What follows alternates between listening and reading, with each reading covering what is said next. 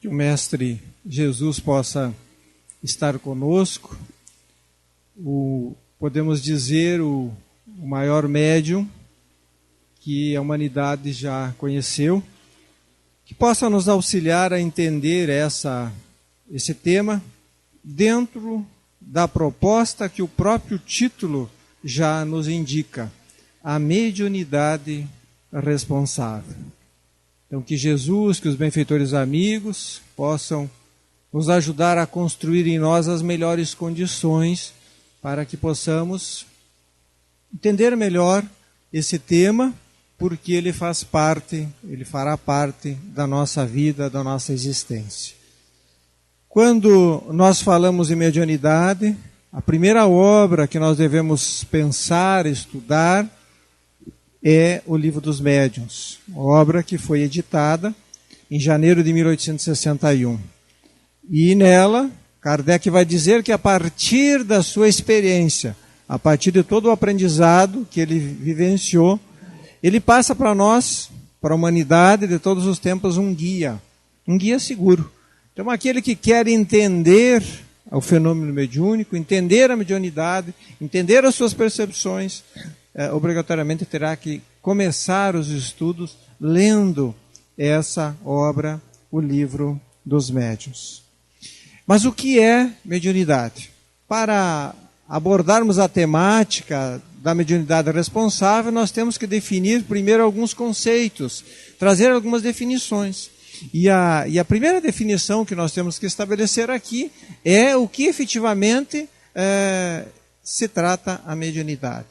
Tem uma obra que também nós indicamos, Mediunidade e Caminho para Ser Feliz, de Sueli Schubert, uma obra de fácil entendimento, sem deixar de ter a profundidade necessária. Então ela vai definir mediunidade como uma faculdade humana, natural, que possibilita ao indivíduo o intercâmbio com o mundo espiritual, a comunicação entre os dois planos da vida. Isso é mediunidade, uma faculdade humana. Isso é importante nós entendermos isso. A mediunidade sempre esteve presente na história da humanidade. Nós também temos que entender que a mediunidade não surgiu com o espiritismo. A doutrina espírita veio fazer luz sobre os fenômenos.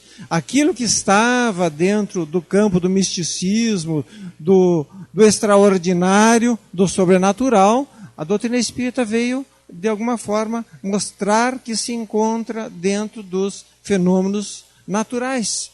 Então, ela sempre esteve presente. Se nós analisarmos a história da humanidade, nós vamos ver que desde os povos mais primitivos já existia essa crença na possibilidade de interagir com os espíritos.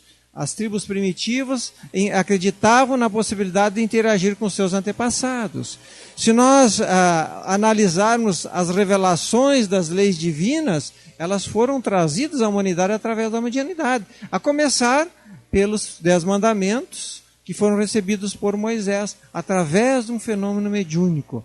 A vinda de Jesus, desde o seu nascimento, foi anunciada através de fenômenos mediúnicos, através de sonhos, através de visões, através de outras formas que traziam essa notícia que o Salvador viria. A missão de Jesus também aqui na Terra, ela esteve em muitos momentos representada através da mediunidade, de fenômenos mediúnicos, seja materialização, seja transfiguração. Os evangelhos também, nós vamos ver que muito dos escritos dos evangelistas se deu através da intuição, através da visão, através da audição, fenômenos mediúnicos. O Evangelho de João, por exemplo, tem um momento lá que ele relata de uma visão que ele teve. E assim também, por exemplo, as cartas de Paulo. As cartas de Paulo, segundo nos fala Emmanuel no livro Paulo e Estevão, nada mais eram que psicografias. Eram mensagens ditadas por Jesus através de Estevão, que servia como intermediário. Então a mediunidade não é algo recente, mas faz parte né, da nossa história. Podemos dizer assim, que desde que existiram homens encarnados aqui na Terra, a mediunidade já esteve, o fenômeno mediúnico já esteve presente. Porque todos nós temos um espírito protetor que nos acompanha, que nos instrui, que nos orienta, e de alguma forma nós estamos interagindo com ele através da intuição, que é um fenômeno mediúnico mais comum. A mediunidade é o mais avançado sistema de comunicação que existe. Mesmo que nós já tenhamos avançado no aspecto da tecnologia, a mediunidade continua sendo, e certamente no futuro, talvez nós teremos essa possibilidade, à medida em que a humanidade se moralizar mais, nós teremos essa possibilidade ampliada e talvez como algo mais comum do que nós vivenciamos hoje. Lá no Evangelho segundo o Espiritismo tem uma explicação muito interessante sobre mediunidade, que para conhecer as coisas do mundo visível, descobrir as coisas da natureza material, outorgou Deus aos homens a vista corpórea, os sentidos e instrumentos especiais. Então, para nos relacionar com o mundo físico, nós temos os órgãos dos sentidos. E o homem também, ao longo do tempo, foi desenvolvendo aparelhos, como telescópio, como microscópio, para ampliar a sua percepção no espaço ou para penetrar ou perceber objetos pequenos. Então, para penetrar o mundo invisível, deu a mediunidade.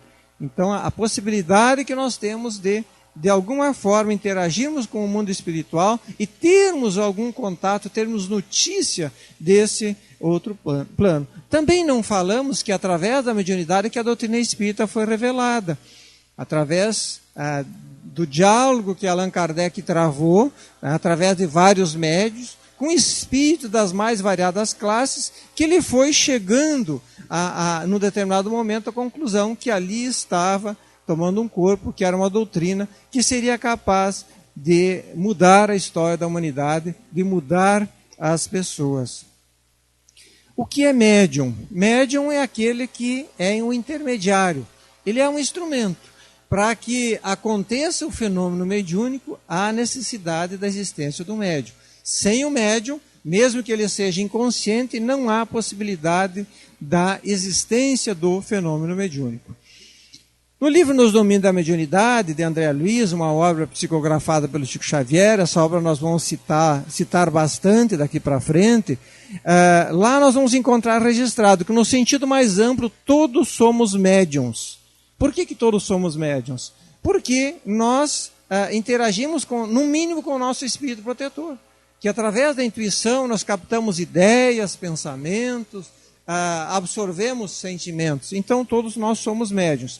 Mas há pessoas em que essa faculdade se mostra bem caracterizada, mais intensa, produzindo efeitos mais claramente definidos, que são aqueles denominados os médiuns ostensivos, que é aqueles que têm a possibilidade de ver os espíritos, de ouvir de uma forma mais clara, diferente da maioria de nós, que essa interação ela se dá de uma forma quase que imperceptível, que nós não sabemos, a ideia chega, não sabemos definir de onde que chegou, como que ela chegou até nós. Em O Livro dos Médiuns, também Allan Kardec vai dizer que todo aquele que sente num grau qualquer a influência dos espíritos é, por esse fato, médium. Essa faculdade é inerente ao homem, não constitui, portanto, um privilégio exclusivo. A mediunidade ela está presente na humanidade, independente da crença, independente da religião, independente de acreditarmos ou não na existência da mediunidade, do fenômeno, independente da moralidade também das pessoas. Ela está presente, não é um privilégio de ninguém.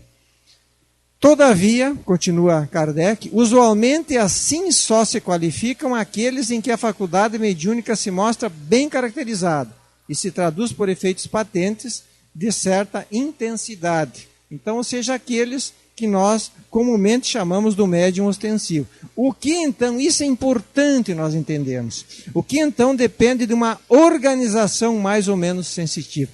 Que tipo de organização Allan Kardec está se referindo? Uma organização física, organização perispiritual.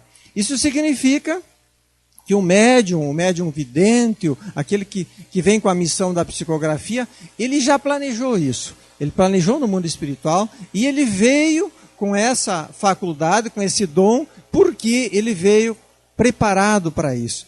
E é o que nós vamos encontrar lá no livro Vivência Mediúnica, do projeto Manuel Filomeno de Miranda, que antes de reencarnar, nesse momento de preparação, os técnicos lá do mundo espiritual vão preparar o perispírito e, por consequência, depois o corpo físico, vai ser planejado, porque no momento próprio eclodir se você ampliasse as percepções extrafísicas, iniciando-se a tarefa do intercâmbio espiritual. Também diz no livro que foram adestrados para o trabalho que ora desempenham, apropriarem-se das ferramentas que necessitam. Então há um planejamento. Então aquelas pessoas que não nasceram já com o perispírito ajustado, com o corpo físico ajustado, não vão desenvolver, por mais que se esforcem, não vão desenvolver essa condição. O que nós podemos fazer é ampliar esse canal de comunicação com o mundo espiritual, através da intuição, ampliar sim a nossa sensibilidade através do trabalho, através do estudo, da renovação constante. Mas aquele que não teve esse planejamento nunca vai chegar a ser um médium que vá, por exemplo, ver claramente os espíritos.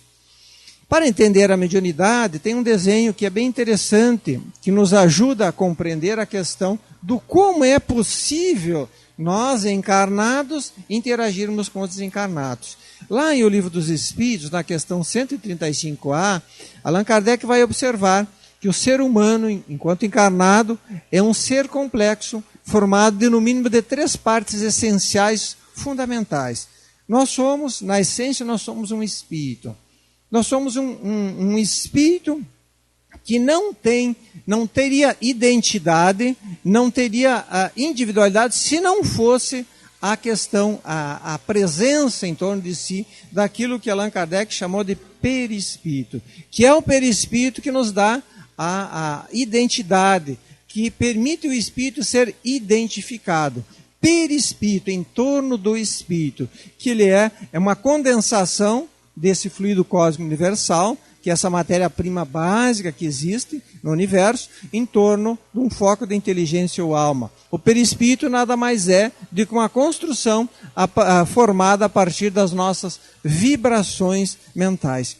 E aqui está a chave para entendermos os fenômenos mediúnicos, quando entendemos as propriedades do perispírito. Estudando as propriedades do perispírito, nós vamos entender como que é possível nós interagirmos com o mundo espiritual, como é possível nós nos beneficiarmos das energias através do passe.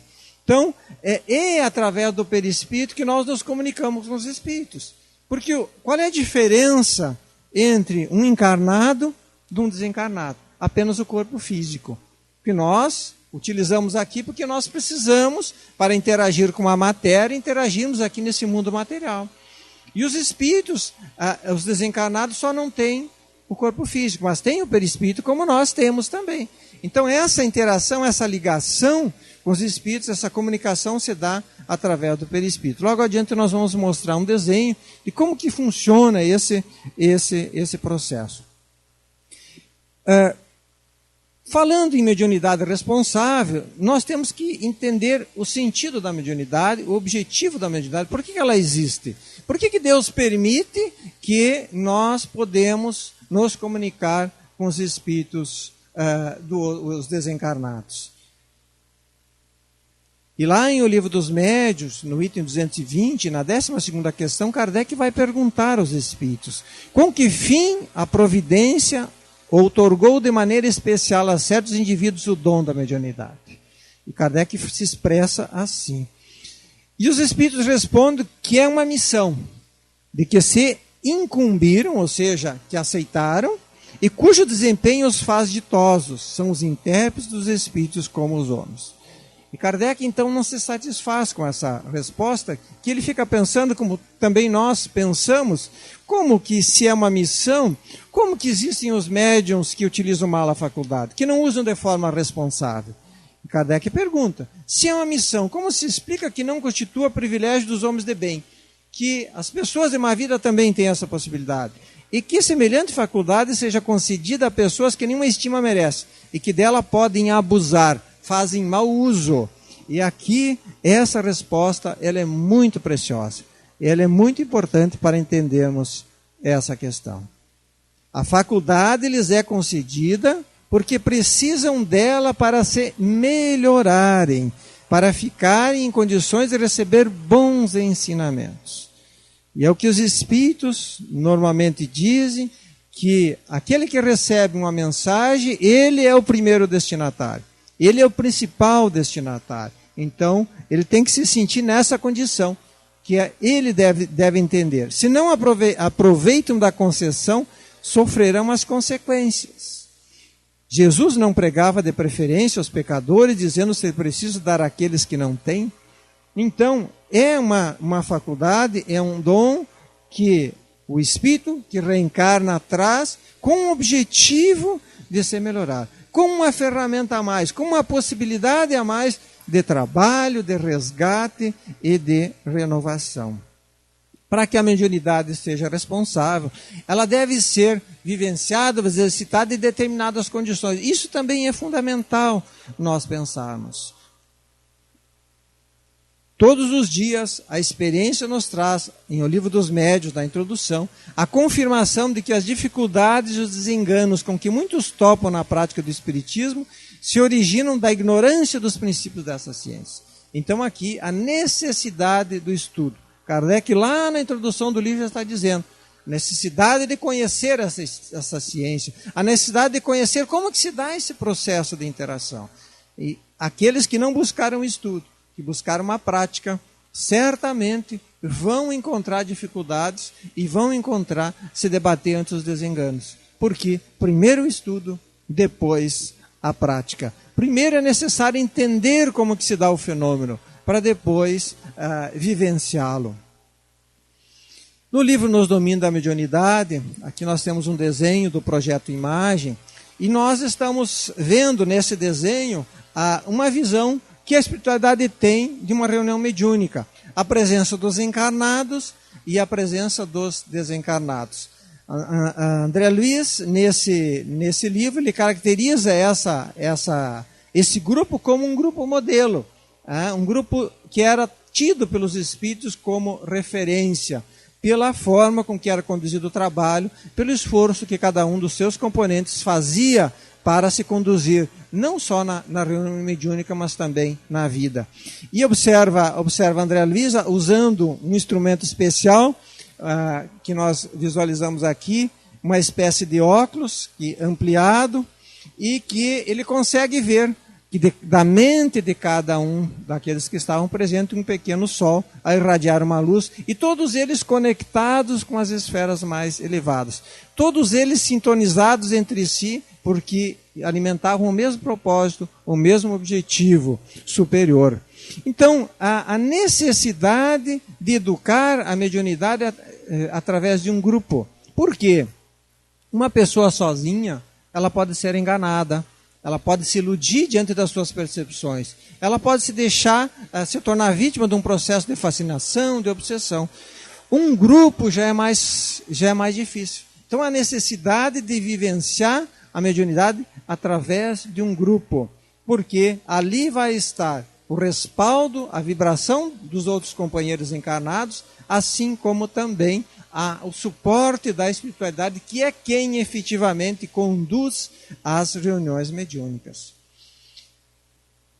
Essa interação com o mundo espiritual ela não se dá como nós queremos e também não se dá como os espíritos querem muitas vezes. Ela está sujeito a alguns limites, algumas regras. O espírito emitente do pensamento, ou seja, aquele que nós chamamos de comunicante, ele estará submetido à aceitação do médium. Então, mesmo que a pessoa tenha essa possibilidade, que perceba o espírito e que tenha essa possibilidade do intercâmbio, ela que vai definir, o médium que deve definir esse limite, se aceita ou não aceita.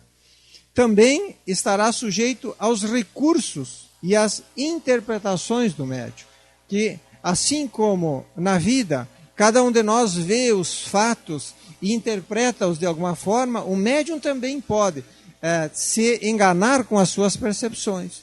Então, isso também está limitado.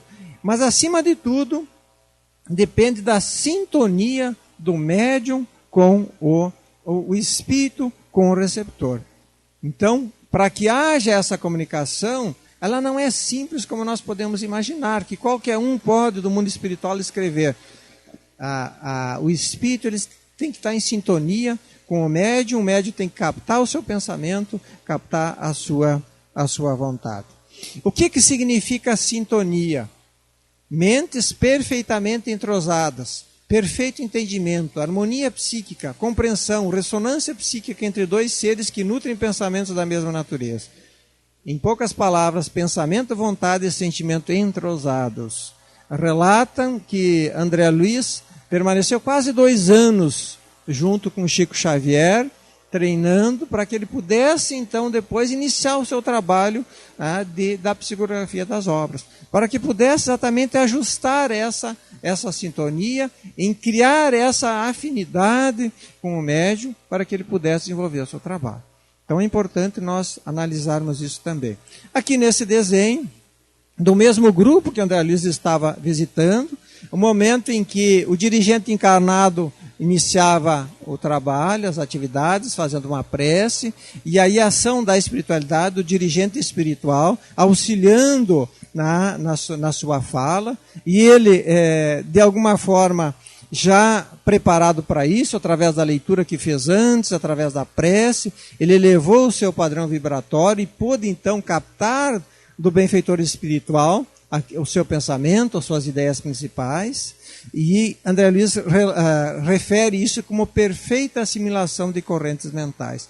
E o médium, o espírito, por sua vez, ele precisa muitas vezes amortecer o seu tom vibratório para que ele possa alcançar o nível de entendimento, de compreensão e assimilação do médium. Então, a comunicação ela se dá quando há vibrações equivalentes, pensamento e vontade graduados na mesma faixa de sintonia. Isso significa que se nós queremos acessar o pensamento, as vibrações dos espíritos elevados, nós temos que elevar a nossa vibração. Se nós queremos fugir da influência dos espíritos inferiores, nós temos que elevar a nossa vibração. Porque se eles acessam a nós, é porque de alguma forma nós estamos com vibrações equivalentes.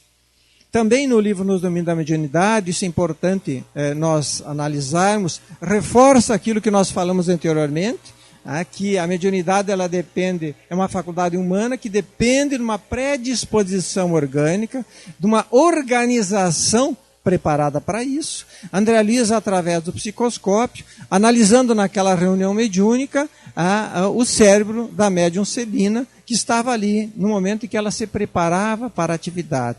Parecia uma estação radiofônica. Na imagem, nós podemos ver no desenho a sua glândula pineal, esse instrumento que, segundo pesquisas, hoje é a parte física, biológica, que ela vem de alguma forma alterada para possibilitar essa interação. Estudos, em especial do Dr. Sérgio Felipe de Oliveira, já demonstram, estudos de laboratório, que o médium que tem a mediunidade ostensiva, ela apresenta a glândula pineal, ela apresenta modificada em relação aos demais. Registra André Luiz, observação do seu instrutor Aulus, que os centros cerebrais são as bases de operação do pensamento e da vontade, que influem em todos os fenômenos mediúnicos, desde a intuição pura até a materialização. Tudo passa através da mente. Então, está aí a chave para a nossa vigilância, vigiar os pensamentos, analisar o teor dos pensamentos, que nós vamos identificar da onde vem e qual é a origem, se é uma origem superior ou uma origem inferior, daquilo que nós estamos pensando. Aqui um desenho para a gente entender o processo de comunicação. O espírito comunicante, ele se aproxima, como nós dissemos, ele vai ter que, se é um espírito mais elevado, ele tem que ajustar as suas vibrações de forma que o médium assimile. O médium, por sua vez, também através da oração, do silêncio, da harmonização que ele faz, ele expande a sua capacidade sensitiva e há uma expansão perispiritual e há, então, acontece então a formação de uma atmosfera fluídico-perispiritual comum. Há como que uma relação entre os dois perispíritos. E aí, então, havendo essa atmosfera fluídica perispiritual comum, o espírito pensa e se forma como que um fio condutor. E através desse fio, então, o médium vai conseguir captar aquilo que o espírito está pensando. Observa Kardec, lá em O Livro dos Médiuns, para que o espírito possa se comunicar, precisa que haja entre ele e o médium relações fluídicas. E isso também é fundamental entendermos. Que essa dinâmica da comunicação, ela se dá em todos os tipos de comunicação. Seja a nossa relação com os espíritos elevados, seja a nossa relação com os espíritos inferiores. Há trocas fluídicas. Então, mais adiante nós vamos mostrar um outro desenho, também bastante preocupante, que deve fazer parte das nossas preocupações, que quando nós trocamos pensamentos, aceitamos ideias dos espíritos infelizes, nós não recebemos só as ideias, nós recebemos também fluidos. Por isso que num processo obsessivo, quando intercambiamos com os espíritos infelizes, há um prejuízo para a saúde física, há uma desarmonia no nosso físico. Por quê? Nós estamos trocando energias que não são boas. Estamos trocando energias, fluidos espirituais nocivos para a nossa saúde. Assim como quando nós estamos aqui, conseguimos através da prece elevar a nossa vibração e conseguimos sintonizar com os espíritos bons e receber deles as boas ideias, nós também estamos fazendo uma troca fluídica elevada. Por isso nós nos sentimos bem, por isso nós nos sentimos renovados, revigorados. Também é importante nós falarmos acerca de alguns mitos que se estabelecem em torno da mediunidade. Segundo Emmanuel, mediunidade é uma faculdade neutra. Assim como todos os recursos, todos os talentos, podemos dizer, que nós trazemos aqui na Terra. É uma faculdade neutra. Depende como eu vou utilizar esse recurso. Ele compara, Emmanuel, a mediunidade com a força de uma cachoeira. A energia das águas, ela não é negativa nem positiva. Depende como nós vamos canalizar essa força. E assim também é a mediunidade. Médiuns não é um espírito superior na maioria das vezes, então nós temos que pensar sobre isso. Que às vezes as pessoas imaginam porque é médium, porque consegue ver os espíritos. Nós vamos colocar essa pessoa num patamar, com raras exceções, é claro, num patamar superior que ela não alcançou ainda.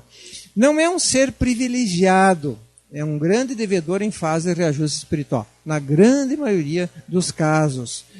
Está sujeito a influências e obsessões. Por que o médium ele está mais sujeito às influências e obsessões? Porque ele tem como que um canal de comunicação mais alargado, mais ampliado. Então, o fato de nós não virmos com a nossa organização física ou perispiritual ajustada para a interação com o mundo espiritual, também nos protege. Mas aquele que vem, ele tem essa possibilidade de interagir com os espíritos. Então a vigilância vai ter que ser muito maior. Ele deve agir como o médium da vida, no centro espírita e fora dele. Então isso é importante nós pensarmos. No livro Entrega-te a Deus, a benfeitora Joana de Ângeles, que ela comenta no capítulo 7, que fala exatamente sobre mediunidade responsável, e que erroneamente se caracteriza muitas vezes a mediunidade como um fardo, como uma cruz, ou como uma doença, e que isso não é correto, não está certo. Não existe essa correlação da mediunidade com as nossas dificuldades, da faculdade mediúnica com as nossas dificuldades. Nós não podemos dizer que, se nós estamos num processo de perturbação, não quer dizer que essa perturbação ela está sendo gerada pela faculdade mediúnica. A perturbação ela está dentro de nós, o desequilíbrio é nosso, não foi gerado pela faculdade mediúnica. A faculdade mediúnica ela veio exatamente como instrumento para nos ajudar a superar com mais possibilidades, com mais facilidades, exatamente as nossas dificuldades. O grande problema é quando nós interagimos com o mundo espiritual inferior, por desconhecimento, por não saber como lidar muitas vezes com as questões, por não entendermos a dinâmica dessa interação com o mundo espiritual. Muitas vezes nós interagimos com o plano espiritual inferior, nos tornamos médiums do erro, do vício, da maledicência. Como muito bem ilustra André Luiz no livro Nos Domínios da Mediunidade, quando eles estavam passando na rua, se dirigiam a uma casa espírita, onde eles iriam fazer observações, porque André Luiz, na sua série de livros, ele relata para nós a sua experiência, o seu aprendizado, enquanto aprendiz no mundo espiritual, e o seu instrutor convidou-os para que eles adentrassem aquela casa, um bar, aquela casa comercial, porque ali havia material de aprendizado. E eles percebem logo que ali existia um intercâmbio muito intenso entre encarnados com desencarnados, intercambiando através dos vícios. Mas o que chama a atenção de André Luiz também é que havia um intercâmbio de ideias. Estava lá um senhor que estava escrevendo uma notícia para um jornal. E ele estava, certamente, no seu pensamento mal intencionado, que ele queria escrever uma notícia sensacionalista, queria causar um prejuízo para alguém que é inocente. E ele encontrou alguém que estava sintonizado no seu interesse, que também tinha interesse naquela situação. E, sem que ele percebesse, ele estava ali captando as ideias daquele espírito. Então, diz André Luiz que esse tipo de intercâmbio, a humanidade total se envolve sem perceber. E é importante reforçar que ele não estava só trocando ideias, que ele não estava apenas oferecendo àquele espírito os fluidos, os vapores do álcool do cigarro, que ele estava se beneficiando. Ele estava trocando vibrações com aquela entidade, vibrações enfermiças, que de alguma forma isso iria repercutir depois na sua saúde, se ele desse continuidade. Também, já quase no final da obra, André Luiz vai visitar um outro grupo mediúnico, um grupo de pessoas, que só na fachada se dizia uma casa espírita, mas que na verdade eles se reuniam ali para atender interesses que não os da mediunidade responsável, para atender questões financeiras, de emprego, de relacionamentos, que não é esse o objetivo da mediunidade. E aos poucos eles foram se perdendo, porque os espíritos que estavam ali, eles se compraziam em servir aquele tipo de atividade. E os médiuns, na sua ignorância, não buscavam estudo, não buscavam uma renovação, embora fossem orientados sobre isso. Então, lá em O Livro dos Médiuns, Allan Kardec pergunta sobre o que devemos esperar dos espíritos, o que devemos buscar através dos espíritos. E tem uma resposta muito interessante, que a ciência é obra do gênio, só pelo trabalho deve ser adquirida, pois só pelo trabalho é que o homem se adianta no seu caminho. Então, muitas vezes, nós esperamos dos espíritos respostas a questões que nós devemos construir aqui.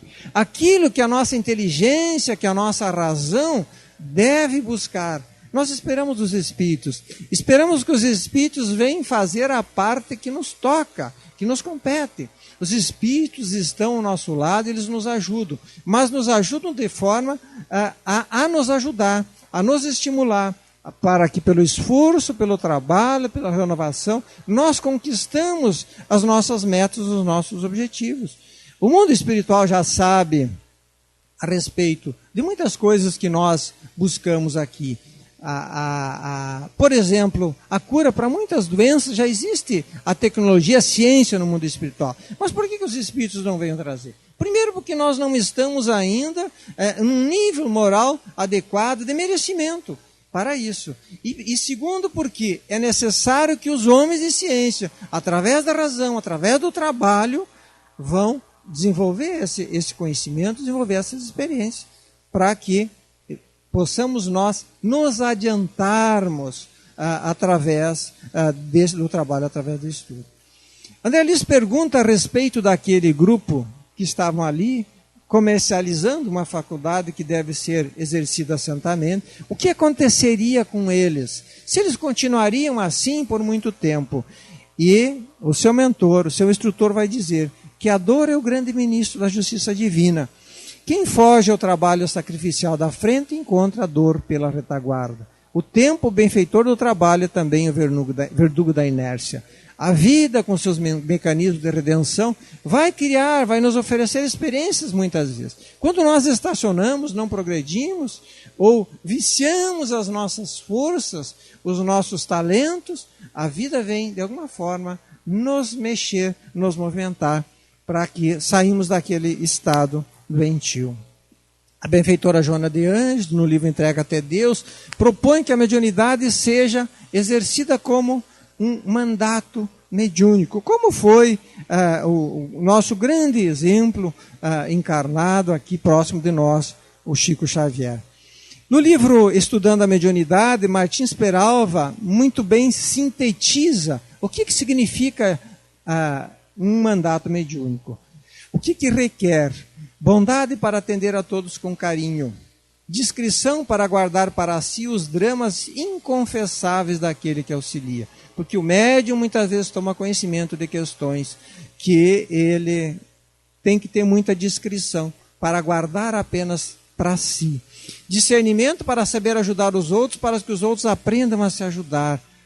O médium, ele não pode fazer aquilo que cada um tem que fazer. Como os espíritos têm muitas vezes o cuidado para nos orientar, para nos guiar, eles não dizem o que nós temos que fazer. Eles sugerem para que nós, através da razão, do esforço, nós vamos descobrir isso. Perseverança e o sacrifício da renúncia em favor dos semelhantes. Trabalhar e estudar com amor. Isso significa, isso requer para efetivamente vivenciarmos a mediunidade responsável. Já no final do livro, no Domínio da Mediunidade, André Luiz olhando a mediunidade sob um aspecto mais amplo, ele vai dizer que a mediunidade, ela está, como instrumento, ela está presente em todos os aspectos da vida e na natureza. Ele olha para a árvore e diz, a árvore é o médium do fruto. Olha para o agricultor que arava a terra, que ele era o instrumento da semente. E assim ele vai dizendo que cada um dentro das nossas ocupações, seja o professor, o juiz, o advogado, o servidor, o operário, seja a posição que nós nos situamos, nós nos colocamos como instrumentos em favor do progresso. O homem no mundo da matéria, tal qual o médium, que serve de instrumento do mundo espiritual, onde quer que se encontre, serve de instrumento de Deus como médium da vida. Todos nós estamos aqui como instrumentos de Deus. Para aqueles que pretendem exercer a mediunidade com Jesus, será necessário modificar os hábitos, aprimorar os sentimentos, melhorar o vocabulário, purificar os olhos, exercer a fraternidade, amar e servir, estudar e aprender incessantemente. E aquele que conseguir se esforçar para pôr em prática essas questões, certamente estará exercendo a sua mediunidade de uma forma responsável. A mediunidade com Jesus, como nós costumamos falar. E nós, gradativamente, vamos ir vencendo as nossas imperfeições, para que um dia também nós possamos dizer, como o apóstolo Paulo se referiu já quase no final da sua missão terrena, já não sou eu quem vive, mas é o Cristo que vive em mim. Também nós, um dia nós chegaremos a essa condição de estarmos vivendo integralmente a mensagem de Jesus através do Evangelho. Vamos estar vivenciando o perdão, a fraternidade, a caridade de uma forma plena. Então que o Mestre amigo esteja sempre conosco, que os benfeitores amigos não desistam de nós, que continuem nos estimulando, nos orientando, para que a gente consiga perseverar nesse esforço que nós temos que fazer para nos tornar pessoas melhores e, portanto, melhores instrumentos da divindade em favor do nosso progresso e das criaturas. Muito obrigado pela atenção de todos.